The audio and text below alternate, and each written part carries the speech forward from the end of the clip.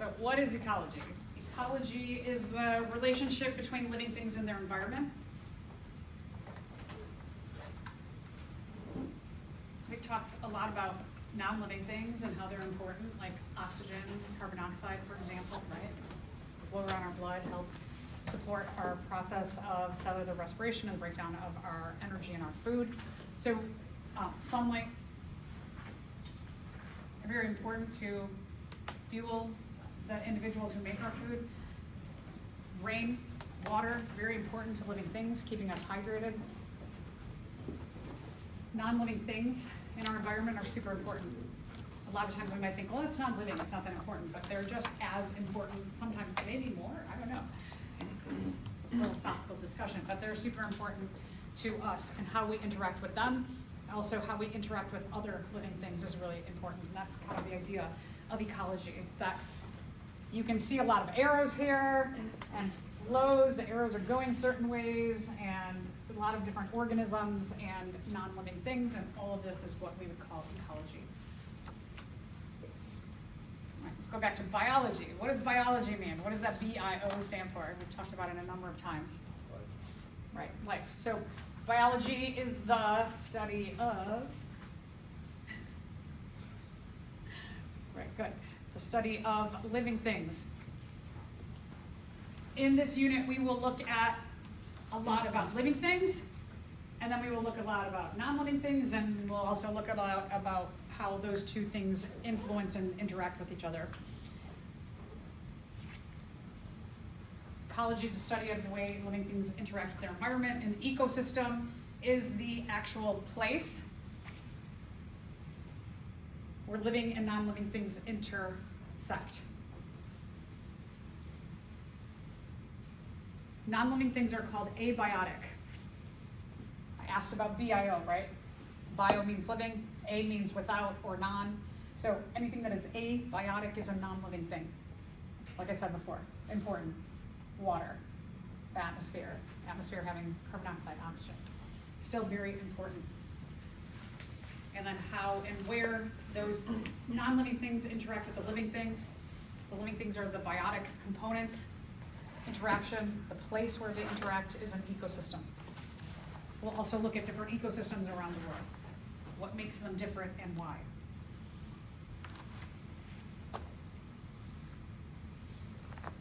Why should we study ecology? What is the importance of having a whole unit about this?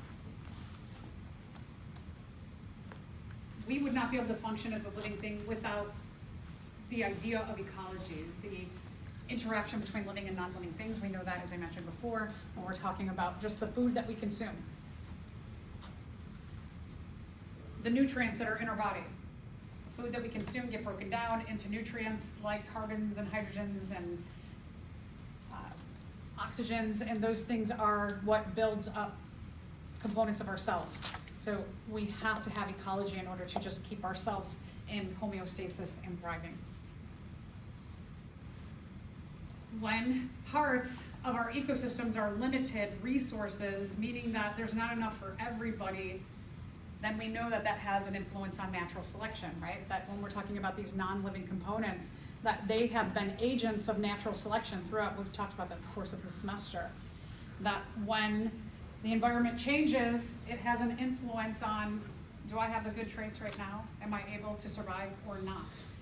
We're also going to see, what if we have some natural resources, but we don't have enough for everybody at a given time? What is going to happen to the size of the population? We'll get into what's a population, the community, ecosystem, the biosphere, and what are the effects of limited resources on the earth, and we'll get into climate change toward the end.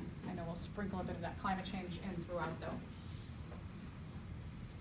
All right, so today we will look at the basics of population ecology. We'll take a look at all of these things.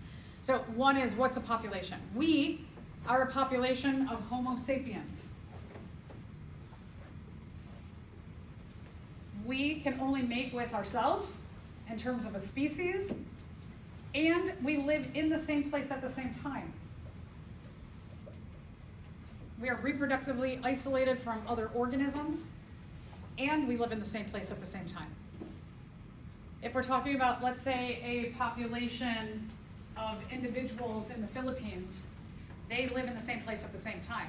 They're Homo sapiens, but they are a different population than us because we cannot potentially interbreed with them. We don't have the physical ability. So they are one population of Homo sapiens and we are a different population of Homo sapiens.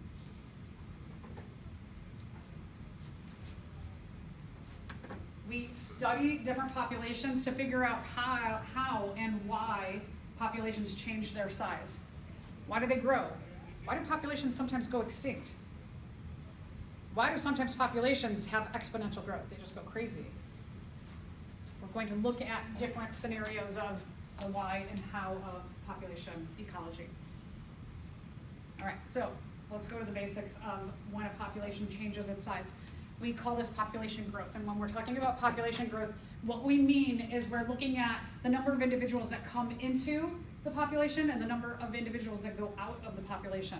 And when we are talking about those that come in, we're looking at births, we're looking at a form of migration called immigration, and when we're talking about the individuals that go out of a population, we're talking about deaths, and we're talking about a form of migration called emigration.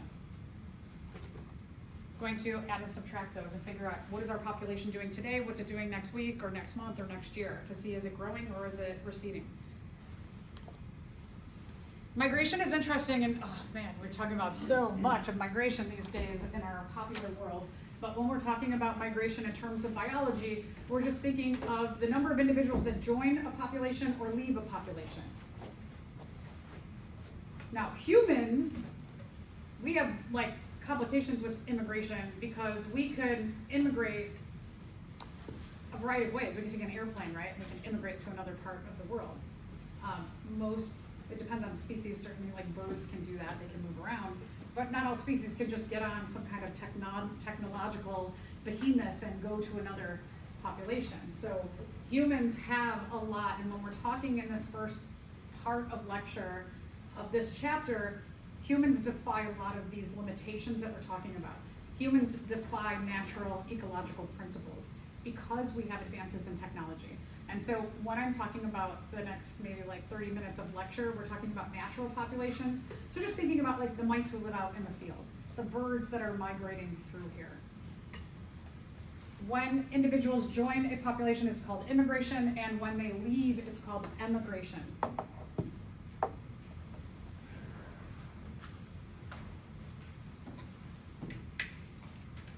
Migration is not generally very impactful on the size of a population. Natural populations. Usually this isn't a big deal. On occasion there's things that happen where it does become a big deal, but for the most part, this is pretty insignificant. Populations are stable when the number of individuals that are born and immigrate equal the number that die and emigrate. You have the same number coming in as you do coming out. Populations get larger if you have more births and immigrants than deaths and emigrants. And the opposite is true. They get smaller if you have more deaths and emigrants than births and immigrants.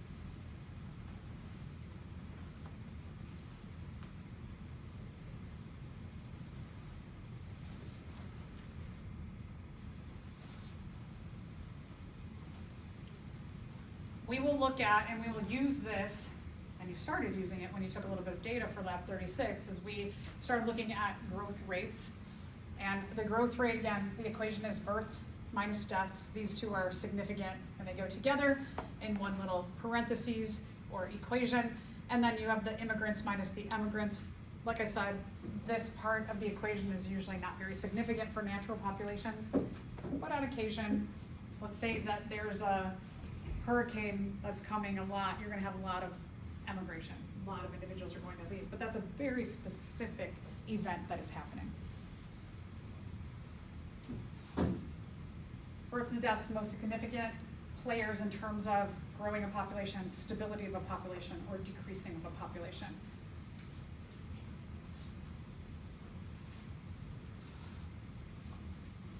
All right, so two things that we'll look at in terms of population growth. We're going to separate a lot of this lecture into biotic potential. let's look at the word biotic. We're using that B-I-O a lot in ecology because we're referring to the living things, biotic, or the abiotic, the non-living things. That's the intersection of what we talk about as ecology, is how those two interact. So biotic, potential. Bio means the living things. Potential means that your living things can do stuff, right? If someone says, oh, you have so much potential, it means they believe you can do something good, right? So biotic potential means that it is the ability of the living things to grow in size. That's what biotic potential means. It means that you have situations where, in terms of evolution, everybody's doing really, really well. That almost everybody's favored in the current population. That everybody's living comfortably and they're reproducing, and your population's going up and up and up and up and up. That's biotic potential. When your population goes like, whoa, bunch are dying, you hit environmental resistance. The environment starts to resist or stop the biotic potential. So a lot of times what you see in populations, as a natural populations, they might move into a new area and they start to, everybody's favored, there's lots of space and food and there's not a lot of predators, and the population starts to grow. And then eventually you start to run out of things like space and food, and predators start to notice you. So then you get this like crashing together of the biotic potential and the environmental resistance. And then you see something happens here when they interact. And we'll get to what happens in a bit. So we will first focus on biotic potential. So again, biotic potential is the change in our population over time. A lot of times we're talking about like how many offspring are individuals contributing over a period of time.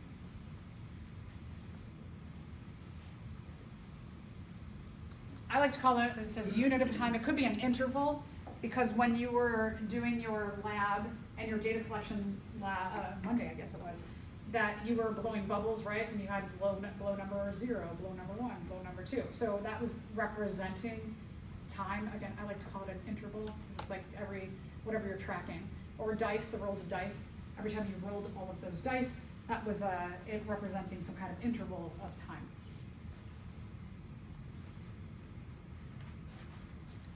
Okay, so biotic potential, what we call it in terms of an equation is we call it little r. It's an italicized little r. That's called growth rate. And growth rate, we figure that out by our two most significant components in whether a population grows or decreases, which is birth rate minus death rate. When we're talking about rates, we're talking about percentages. What percent are being born, what percent are dying, and then what is our percentage of our population growing or decreasing.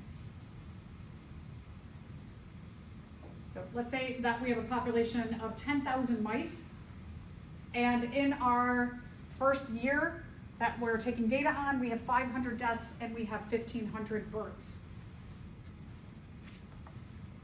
So let's calculate out our biotic potential. In order to get the percentage or the birth rate, you take the 1,500 births divided by the 10,000 individuals in the population. That gives us a number of 0.15 births, or 15% birth rate in that population during that particular interval. And death works the same way. We're going to take the number of deaths, 500, divided by 10,000 individuals, and it is 0.05 deaths per individual in that interval of time, or 5% death rate.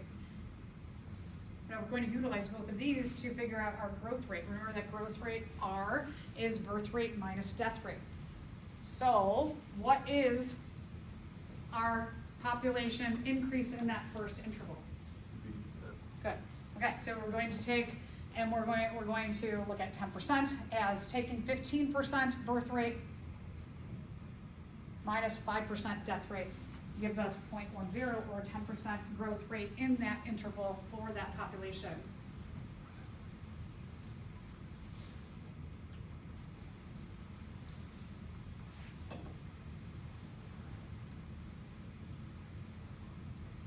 So again, let's go back to our original population size. What we call that original size is we call that capital N. It's an italicized capital N. That's our number in the population. We can times our growth rate times our population size, so R, growth rate, times N, population size. And that'll tell us how many individuals are actually being added in each interval then. So what's our N for the first year? Good. 1,000. Excellent. We get 1,000, or B, because you took 0.10, that was our R that we calculated, our growth rate, times our N, our 10,000 individuals, and what we added was 1,000 individuals in that first year. So maybe you were thinking originally, like 10%, that's not that much. But now you have to find room for 1,000 individuals. That's kind of a lot, right?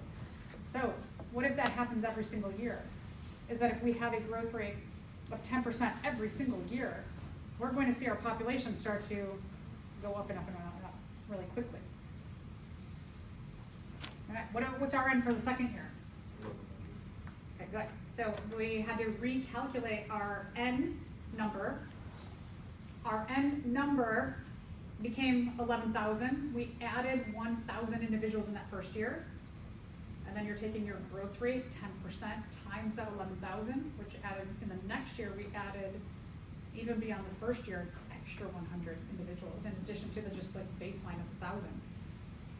If that keeps happening as you keep getting that growing up and up and up, what you can experience as a population, what can be experienced when you have a 10% growth rate for a population is that you can very quickly begin to experience what we call rapid growth rate or exponential growth.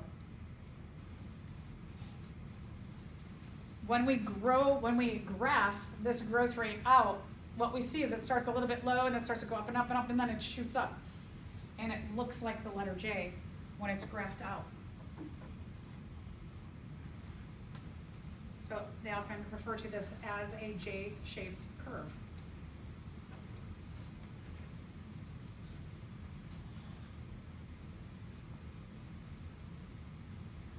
So here, if we take a look at bacteria, and we have 3 different scenarios where you've got no deaths, you've got 10% death rate, and then you've got a 25% death rate. Your, kind of like where that letter J starts to go really up, kind of straighter, the time or the interval of time in which it starts to do that really high, straight up portion of the graph, it changes. That when you don't have any significant amount of deaths, you're going to see that J-shaped curve very quickly. You're going to see it in a matter of about 3 hours.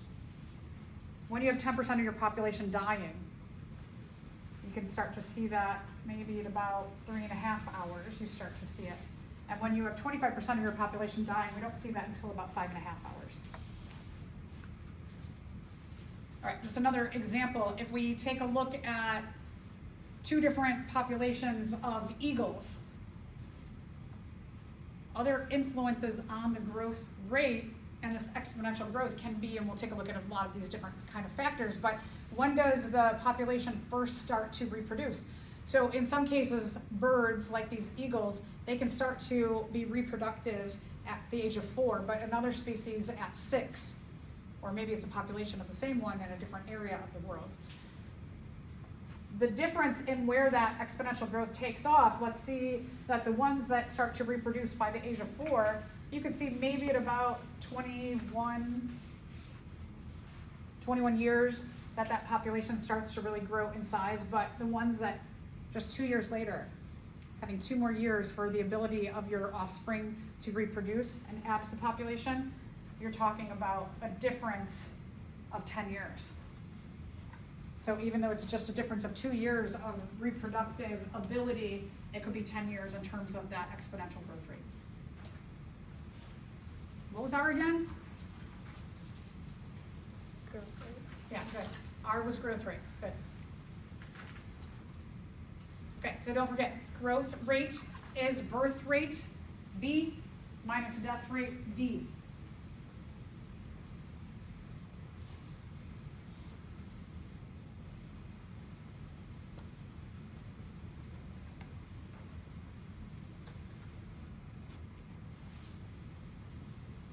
exponential growth happens when you have a lot more births and a lot less deaths. The births significantly outnumber the deaths. Well, sometimes definitions like this one says, one of the textbooks says, generally when an individual produces more than one surviving offspring in a lifetime. That just means like individuals in the population are actually adding to the population by reproducing.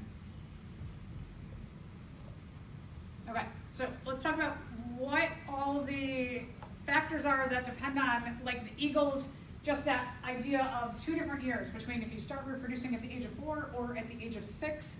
So one is the age of first reproduction. We just talked about that. That can have a significant difference of like 10 years of exponential growth between reproducing at 4 years as opposed to 6 years. Fecundity.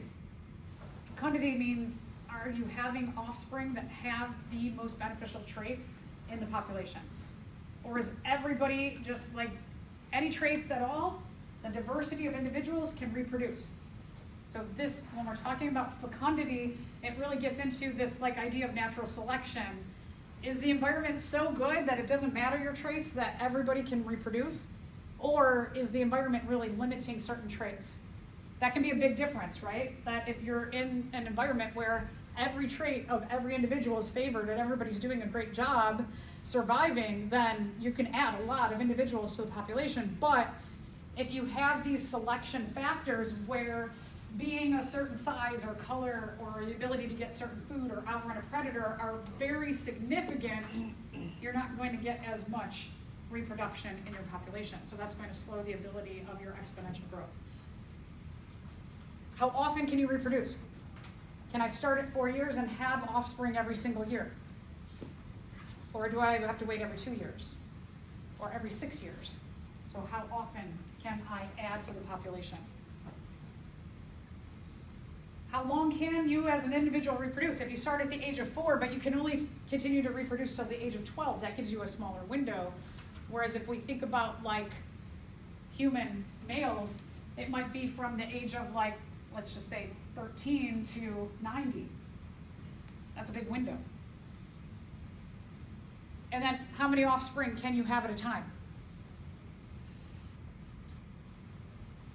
What if you are a sea turtle and you have 200, you lay 200 eggs 6 times each summer?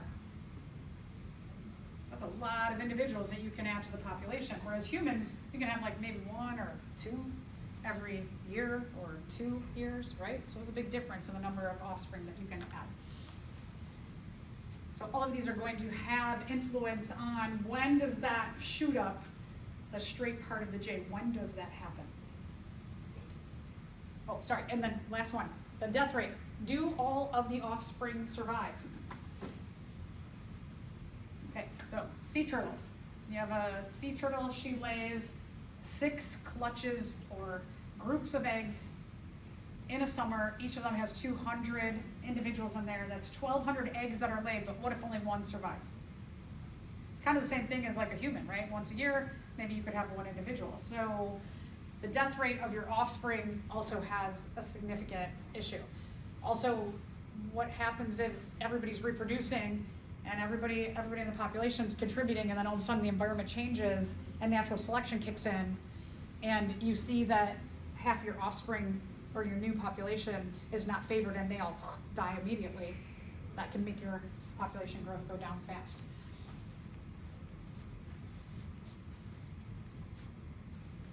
What we often see with populations is that they do not do exponential growth all the time. Eventually, environmental resistance is going to kick in. We have different ways of looking at environmental resistance as a city that is in the Midwestern part of the United States. We have seasons, and that has a huge influence on when and how our populations grow. So right now we're about here, and conditions are not so favorable for most individuals in our natural populations. Individuals are, we can see the trees are losing their leaves, they're beginning to go dormant. Plants, you see them all shriveling up, right? Dying, they're not growing anymore.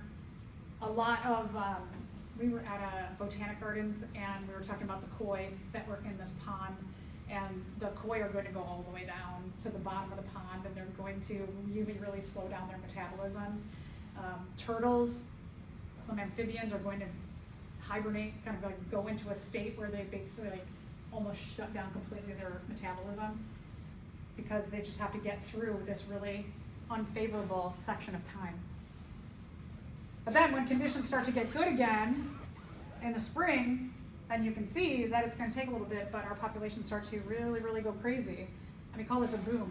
Or you can see here, look at this part. This part. Does it look like a J? Here's that J in the J-shaped curve. But then again, we get to late summer, environmental resistance starts to really kick in, and then you have what we call a bust or a crash. So we see that seasonally for natural populations. Does this happen with our populations in the Midwest of humans? Do we grow all summer and then a whole bunch of them, the majority of them die? No, right? So we defy what's going on out there because we have all of this in here. We can see this over time. It doesn't just have to happen seasonally. You can track this over many years or decades in different populations. Here is a population of reindeer that they saw that population started to grow. Some kind of hiccup here at about 1924.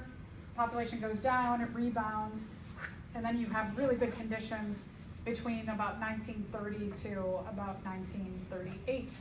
And the population goes up, but then something happens and it really causes that population to crash, like hunting. That the reindeer got to be so numerous that the government was like, we should probably hunt these. We should probably allow people to just hunt them because there's way too many. And then they didn't regulate it enough, so the population went almost extinct.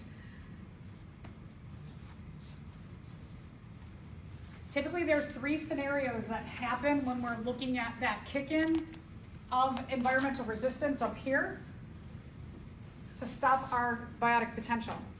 So let's look at the worst case scenario. Let's look at the red line.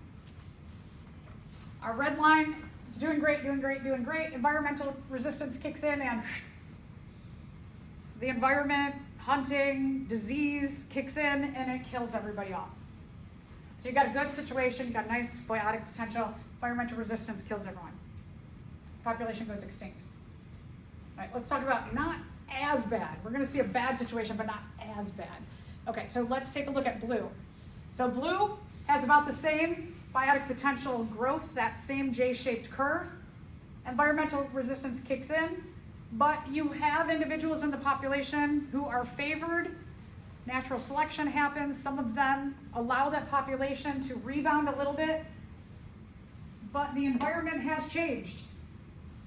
And the favorable traits, instead of going like, well, maybe it's not comfortable, maybe when we get about here, things start to get uncomfortable because not everybody's favored and our population goes down a little bit.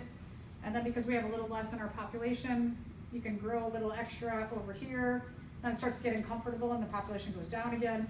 And what you see happening is that your population hovers at a line of average population growth. And what we call that is we call this the carrying capacity. The carrying capacity is the maximum number of individuals that a population maximum number of individuals in environment can sustain, given the resources that they have. Another thing that can happen is that you could have decent biotic potential, and a lot of we'll talk about why some of them don't have as sharp of a J-shaped curve, but they have this slower J, kind of a long J here. And then the environmental resistance starts to kick in, and your population, instead of going like really far down and suffering, the population starts to feel a lot of discomfort in terms of survival. Your population starts to go down and up and down and up. And so when you have something, if we look at the green, look at the shape of it. It goes like this, kind of like an S. That's what we call an S-shaped curve. There are certain populations that when the environmental resistance kicks in and that discomfort starts to happen, they're like, ooh, let's slow down on the reproduction. and they start to hover at a place, again, the carrying capacity, where the environment can support the maximum number of individuals for a really, really long time. But like our seasonal things, it doesn't happen. They're like, hey, we gotta reproduce because we know that in a few months it's gonna be bad. So everybody go crazy. And we know that most of us are gonna die off. So we better just try and reproduce as much as we can in the next 3 months because most of us are gonna die. Very different scenarios. Okay, so carrying capacity is the maximum number of individuals that the environment can support or sustain for a really long period of time.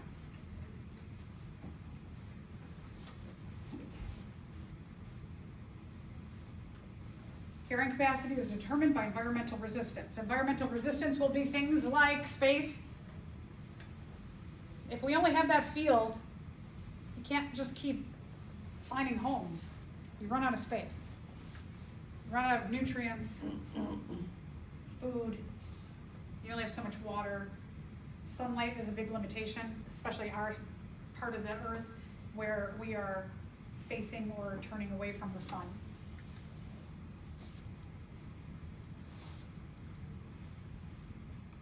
Exponential growth is characteristic of when there is very little environmental resistance.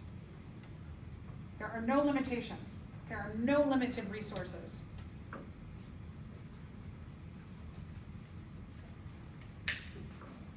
Most individuals are having a really easy time surviving.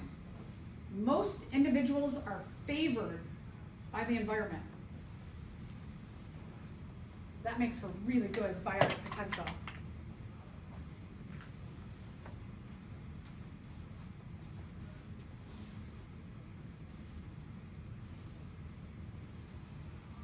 So, when we see something like this, we're talking about generally short-lived species,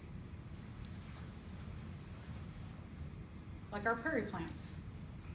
They'll only grow for 3 to 5 months, and then they die. And then their roots allow them to regrow back in the spring, but the top parts of them die off.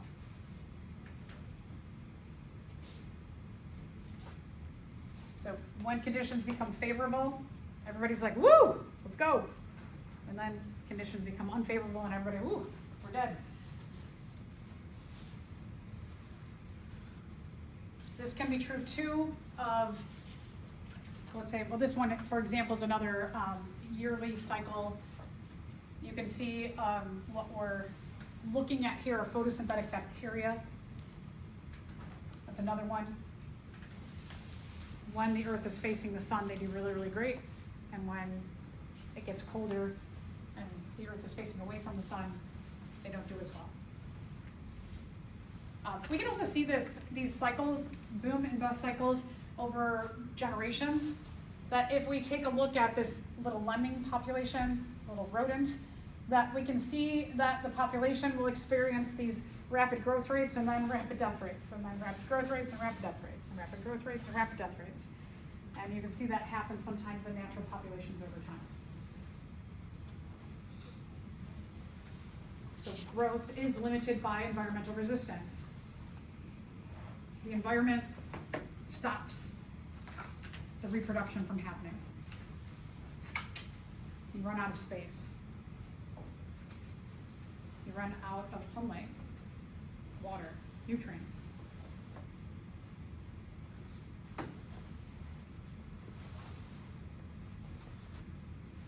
All populations, they start to show that exponential growth, they're going to do one of two things. They're going to crash. When they crash, they can do one of two things. They can crash hard and die off, or they can crash at a lower carrying capacity than they naturally would. Or they can start to feel that juxtaposition of environmental resistance on biotic potential, and then they start to level out at a more natural carrying capacity. And they stabilize. Most populations do show exponential growth, but the extent of that exponential growth depends on what's happening in the environment.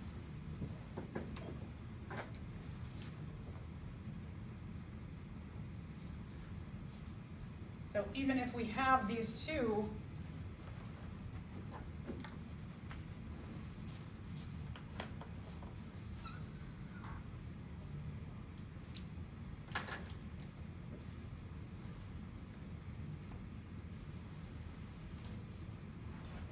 that we could have these two populations where this one's like, woo, it goes crazy and it shoots up. And this one, when you get to about here, they start to go, ooh, But regardless of whether you're looking at a J-shaped curve or an S-shaped curve, they both have the J-shaped components to them. So the J-shaped curve, right, obviously, there's your J. The S-shaped curve, there's your J. That even if you have a better situation in forming a S-shaped curve and you level out at a carrying capacity, you still have some exponential growth. But it's not as crazy as the J-shaped curve is. All right, so what are some of these other things? We said space and nutrients, predators, disease. We talked about this with natural selection. When we have divergent evolution, some of the reasons for going away from the common ancestor are that you have exponential growth happening in a population. And when everybody is like getting, it's great, everybody's favored, and then it starts to get all of these things like diseases and parasites, and we lack space, and we're fighting for food. Predators are seeing us, and some of them are like, hey, you know what? We've got these like maybe little wing things, and we could just fly away. We can be favored somewhere else. Let's take our population and let's go. So when you start to have here or here, you might see that members of your population are like, let's get out of here, let's emigrate. Let's go find somewhere that's more comfortable, and then you have the process of natural selection kicks in. You have that divergent evolution is shown.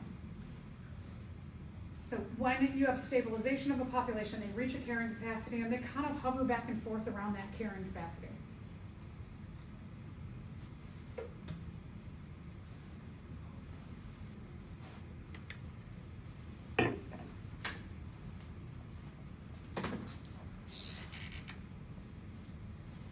An S-shaped curve is generally not like this. It's not a perfect, it generally has that. But in reality, when environmental resistance starts to really kick in and influence the growth of that population, that the population is going to experience some decline or deaths. And then it starts to get, maybe we're up here, it starts to get comfortable again, and they're like, ooh, we can do a little more exponential growth. So here's a mini J, right? They do these mini J's, and then they're like, nope, dead again. Mini J, death again. And so even when you're looking at carrying capacity, where you have the original J-shaped space, you have these little mini ones that happen on intervals to keep you at about zero population growth over a long period of time.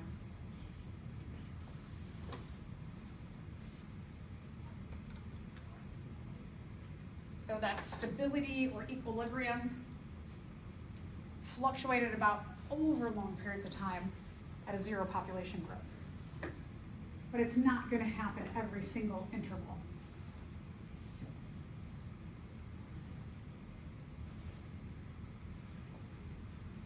So zero population growth is not a yearly or interval thing. It's a average over maybe a lifespan of a population. We're talking longer term to see this fluctuation at zero. This is typical of species like us who are more long-lived. We call this type 1 survivorship. And we often see these S-shaped curves when organisms who are longer lived, they have longer lifespans, move into a new area where there's tons and tons of resources. So they do have this exponential growth, but then things start to get uncomfortable and they're like, whoa. If we keep going, it's going to be detrimental. Let's just slow down.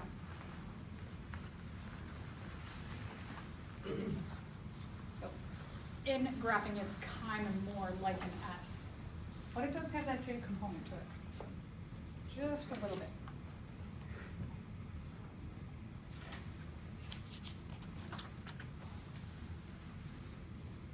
So you saw this before when we looked at the three different scenarios. Here's our just isolated S-shaped curve.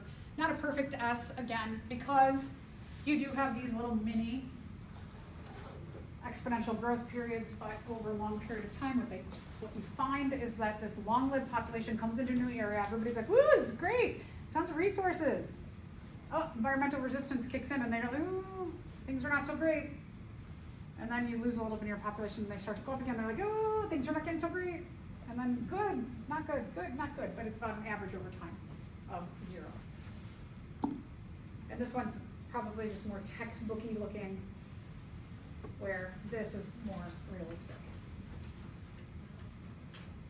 Okay, so again, carrying capacity is the maximum number of individuals that can be supported by the environment for a very, very, very long period of time. And the carrying capacity is determined by renewable resources. The sun comes up every day, so food continues to grow every day. It rains, it evaporates. It rains, it evaporates, right? Water is available. You're turned in the right way from the sun, toward the sun. You're not at the top of the earth where you might be away from the sun for the majority of the year. Also, non-renewable resources will determine your carrying capacity once you run out of space in a natural population. It's not like humans, we're like, we'll just build more, we'll build higher. We'll go live on the moon, I don't know, right? Most natural populations have limitations of, you run out of space, that's it. So, environmental resistance falls into 2 main categories. Density independent.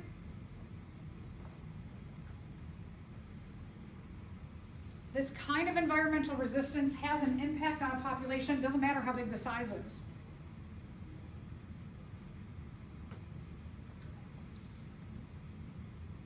Density independent environmental resistance affects big populations, affects small populations, affects medium populations. It is detrimental. We'll get to why in a second. Then you have density dependent. The bigger you are, the worse it is.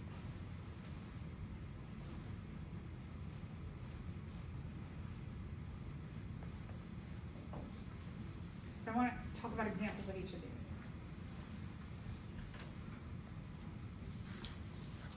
Okay, density independent. Weather is an example. If you live on an island and there are 1 million individuals on that island and a hurricane is coming, it could wipe out all 1 million individuals. Or if you're on an island and there's only 2 of you, the hurricane can knock out 2 of you. Weather events can have a drastic effect on, doesn't matter the size of the population, weather's coming. Are you ready for it? Then there's humans. If we want another parking lot, we could just pave over that prairie out there. Doesn't matter how many species are in that prairie, we're going to make it a parking lot. So it could be 20 species, could be 1,000 species. When humans destroy habitats, they're just kind of like, I don't care who's out there. Could be a lot of individuals, could be a little. They're going to do what they want to do as humans. Also, the way that we farm, the way that we live our lives produces a lot of external factors that can have an effect on 2 individuals. If we're talking about like smoke from a factory, it can affect 2 trees or it can affect 1 million trees. Okay, so let's talk about density dependent. Density dependent situations affect larger populations more than smaller populations. Predation is an example of a density dependent type of environmental resistance. If we're all traveling, let's say out there, there's a whole bunch of bears, and we're like, uh-oh, we gotta get across the prairie, and there's all of us. Can we, as a group, sneak together through the prairie without the bears seeing us? Probably not. We're probably not going to do so well. But if I'm like, okay, everybody break up. Let's split up. And we can sneak as individuals, we have a better chance of surviving, right? So the larger our group is, the more likely predators are going to be able to spot us. The term predation is the act of an organism killing and eating another organism. We'll talk more about this when we get into community ecology next time. Predator and prey relationships show boom and bust cycles over time. So this graph right here is a classic study of boom and bust of environmental resistance in terms of density dependence. The hares, the blue line, the hares, those are rabbits essentially. And we talked a little bit about hares, like they're like rabbits that live in England. Those are our prey. They're getting eaten by the red line, by the predators. If we took these two graphs, the red and the blue, and we just took the red and we moved it back just a little bit, these graphs would almost be exactly the same. But what happens is that your prey, the rabbits grow. You get a lot of them. Now they're easily able to be seen by the predators. So you've got a lot of food. Those eating the food have a lot to eat, so they go up. Uh-oh, now we've got a lot of individuals who need to eat. So they're going to start eating the prey. And the prey are going to start going down. Now we've got too many individuals who are starving because there's no more prey. They've gone down. So they start to die off. And now the prey are like, whoo, there's not a lot of predators. We can take off. And then the predators are like, yay, a lot of food. We can reproduce and we can take off. And so you see that they follow one right after the other. We can see that in other populations too. This one again, if we took the blue and we just moved it about 5 years, it would be very similar to the red. Parasitism is another density-dependent type of environmental resistance. Bless you. Parasites tend to be in not very clean conditions. So when you get a lot of individuals in an area and there's a lot of waste, there's a lot of crowding, it's easy for diseases like parasites to spread quickly. Parasitism is the act of an individual living in or on another organism. They want to do it for a really long period of time. The parasites generally try not to kill their host, the individual they're living on. They want to take advantage of the host for as long as possible. Classic parasite, the tapeworm. We'll talk more about this. Competition also controls population growth. Competition is a part of environmental resistance.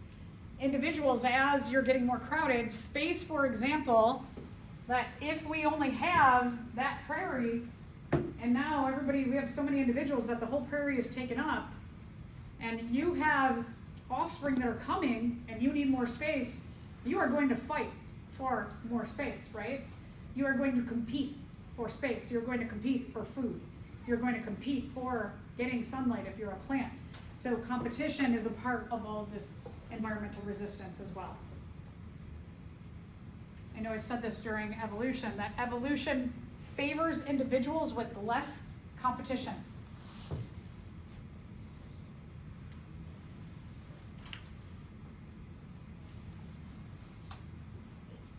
Competition is fighting for limited resources. You have to fight. Fight, fight, fight.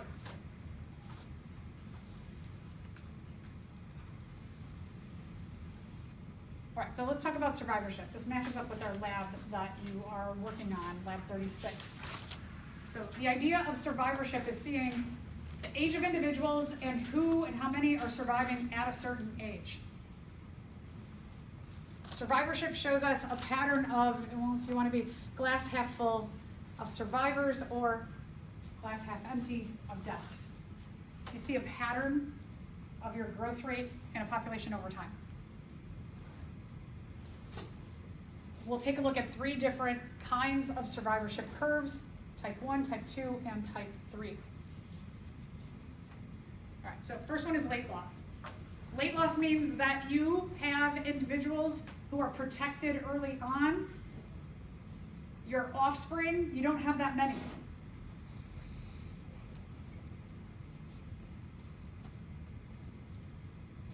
Most individuals who are born, they live a really, really, really, really long time.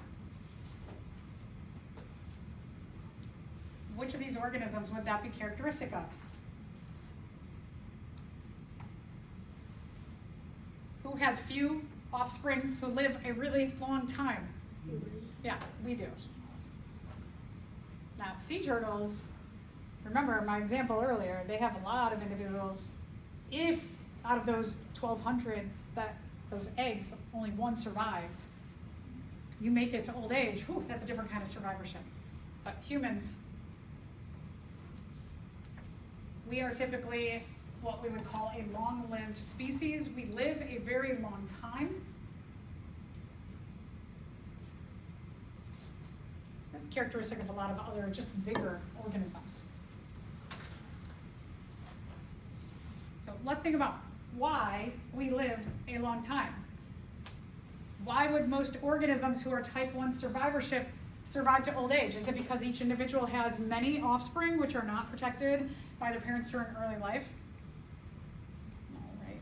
Each individual has few offspring which are protected by their parents during their early life, right? Yeah. So that's why we survive to old age, because we are taken care of early in life. And by doing so, we are almost ensured that we are going to live a really, really long life.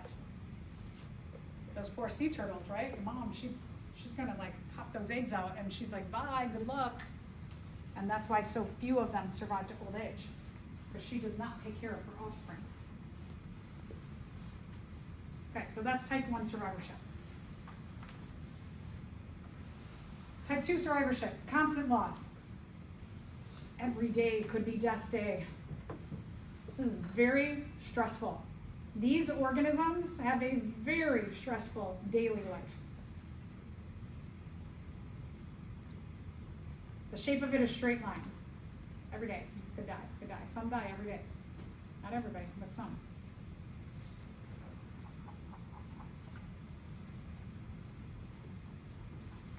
So this is characteristic of especially migratory birds. Just think about this. If you started this time of year, you're from northern Canada, and the weather is starting to get colder, and instinctually you're like, oh, I think I should fly south for the winter. And you start flying. Do you know exactly what you're flying into every day? Do you know what to expect? Do you know what predators you're going to meet? Do you know where you're going to sleep? Right? They don't have Verbo, and they can't just like program in, I'm going to stay at this place tonight and that place tomorrow. They don't know. They're just flying, and they're like, I get tired. I'm going to find a tree. What's in that tree? Is there a rabid raccoon in there? Is there food around? Every single day is awful and could be your last.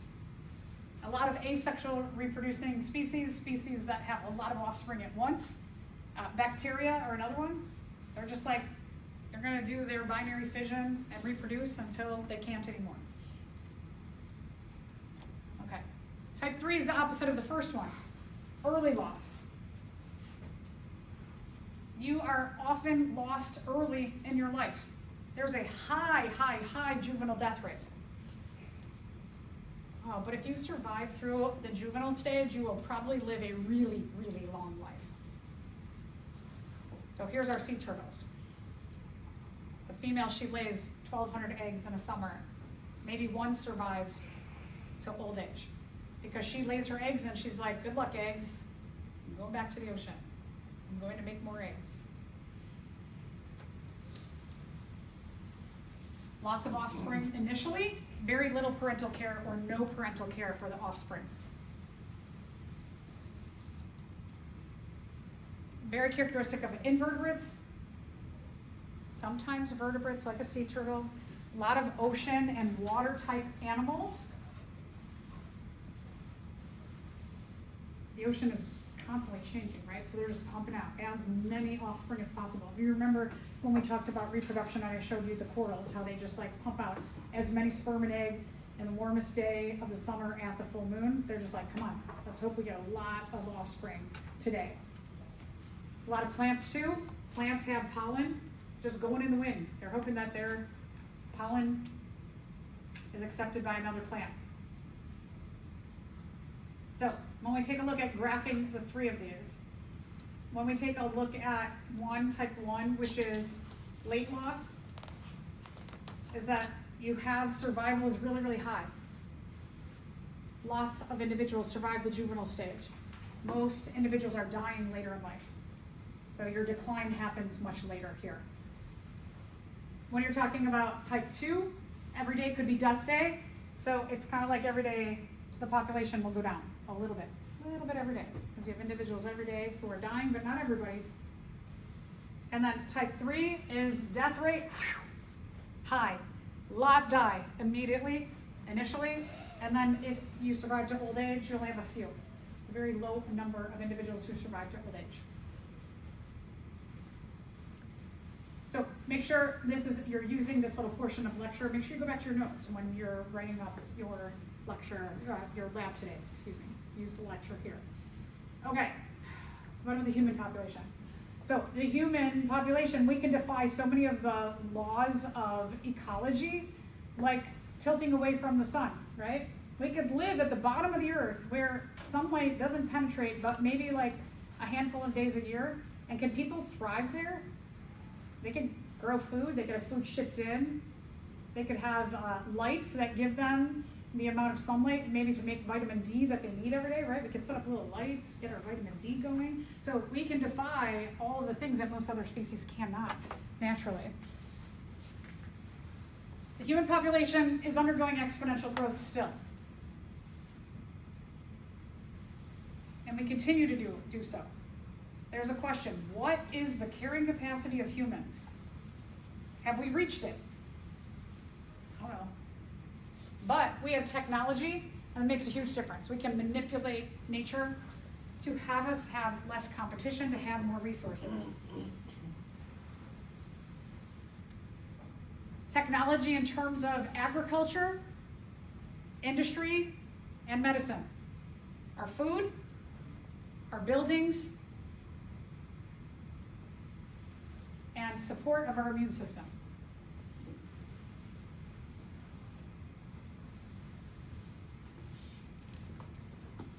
After the Industrial Revolution, the kind of like where our carrying capacity existed, we don't know. Not sure. So, human time. Let's look. Industrial Revolution. When we start to have all this major technology in agriculture, industry, and medicine, we start to see exponential growth. There's a difference in our growth depending on whether we're talking about less developed countries or more developed countries. If you have access to better technologies or not, there are, it's kind of interesting, less in our population, more in our population in less developed countries, but these individuals have a way greater impact on the environment than these individuals, which we'll get to talking about too. So as a rule, humans, we have been able to evade environmental resistance.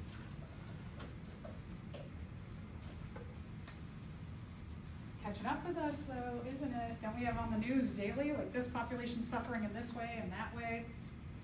Climate change is catching up to the Industrial Revolution's effects.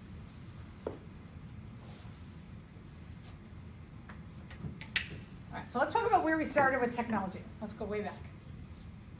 Some of our technologies were like fire. They believed that fire, a lot of anthropologists and sociologists believe that fire, even biologists, that fire made a huge, if not the most impactful factor in exponential growth of humans. These are simple technologies that the ability to warm our environment, but a lot of people argue that it's the ability to cook our food that allowed us to have exponential growth. Could cook away parasites, could change the structure of your food. So they think fire might have been that big significant thing. Also, tools, the way we build. The ability to just sew clothes, that's a technology. Now we're here. Ooh, those early principles that we learned as humans, we're now applying, and look what's happening. Look at our food systems. If you eat chicken that is not free-range chicken, this is what you're eating. This is a factory farm. But they take these enormous spaces and pack in as many chickens as they can, and they feed them a lot of food to grow them really, really fast. Sometimes, often, pump them with growth hormone to make them grow quicker. Sometimes using antibiotics because they peck at each other because they're mad because they live in these tight spaces. And we eat food that is not the healthiest for us, but it's cheap. It's real cheap. Is that good for us as humans to be eating like this?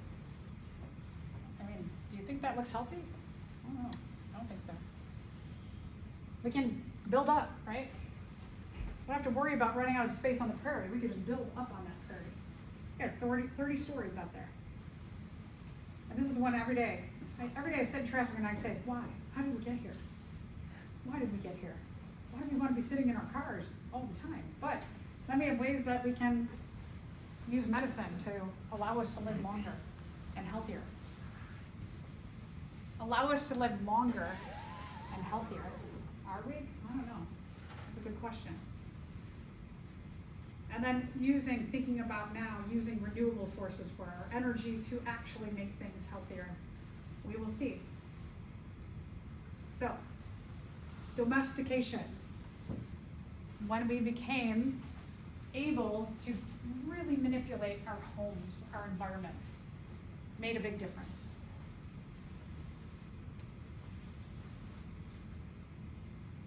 So, some people study demography. Demography is the study of looking at populations and using statistics to show how we respond to changes in our environment. So if you're kind of like, I like biology, but I kind of like math more, demography is a really great field to go into where you do use a lot of math. Oftentimes, like for example, what is the job where you just study life tables all the time for insurance companies? And you take tests every year.